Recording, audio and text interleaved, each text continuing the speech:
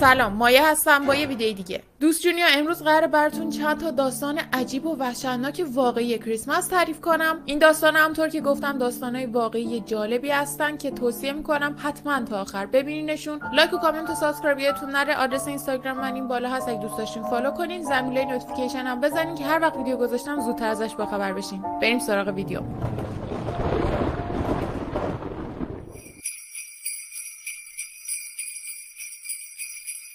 اون شب یه شب سرد زمستونی یه هفته قبل از کریسمس بود. من و خانواده‌ام طبق معمول هر سال تعطیلات کریسمسمون رو توی خونه تابستونیمون توی همتونز می‌گذروندیم. همتونز این موقع سال معمولا خیلی خلوته، چون خیلی کسی اونجا نیست. معمولا کسایی که اونجا خونه دارن آدمای پولداری هستن که توی جاهای دیگه کشورم خونه دارن. من و پدرم زودتر از بقیه اعضای خانواده رفته بودیم اونجا، چون مادرم و خواهرم کارشون بیشتر طول می‌کشید و قرار بود یه هفته دیگه بیان. از اونجایی هم که پدر من بازنشسته است و مدرسه منم اون موقع تعطیل بود، تصمیم گرفتیم که ما زودتر بریم اونجا. توی اون مدتی که من و پدرم تو خونه تنها بودیم، پدرم بیشتر درگیر کارهای سیستم گرمایشی خونه بود، چون خیلی وقت بود که اونجا نرفتیم و اونا کار نمی‌کردن. منم پلی استیشنمو برده بودم اونجا و بیشتر اوقات فراغتمو با بازی کردن می‌گذروندم. شب اولی که اونجا بودیم طوفان خیلی شدید و برف سنگینی اومد و اتفاقا یکی از دلایلی هم که ما زودتر رفته بودیم همین بود که نخوایم تو راه به شرایط بد هوا بر بخوریم. صبح روز بعد که بیدار شدم و رفتم توی آشپزخونه، پدرم ازم پرسید کی آدم برفی ساختی؟ بهش گفتم منظورت چیه؟ پدرم گفت همون آدم برفی که توی حیاط پشتیه دیگه، مگه تو نساختیش؟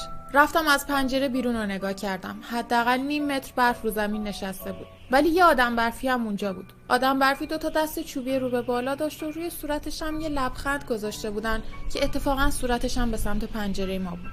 به بابام گفتم من اون رو نساختم. بابام رفت چکش کرد و گفت احتمالاً بچهای همسایه بودن. ولی خب این عجیب بود، چون همونطور که گفتم اون منطقه اون موقع سال خیلی خلوت بود.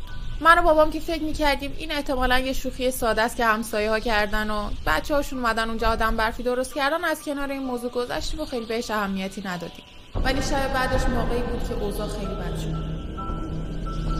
تو اتاقم خواب بودم که یهو نصف شب با یه صدای تق بلندی روی پنجره از خواب بیدار شدم. خیلی ترسیده بودم، برای همینم تا بیدار شدم پتو رو کشیدم رو سرم که هر کسی که اون بیرونه نتونه منو ببینه. ولی بعد از چند دقیقه با خودم گفتم احتمالاً برفای روی سقف آب شدن و افتادن پایین و یکی شب خورده به پنجره من. برای همین بلند شدم که برم بیرون رو چک کنم، ولی تا پرده رو زدم کنار و بیرون پنجره رو نگاه کردم یه جیغ بلند کشیدم.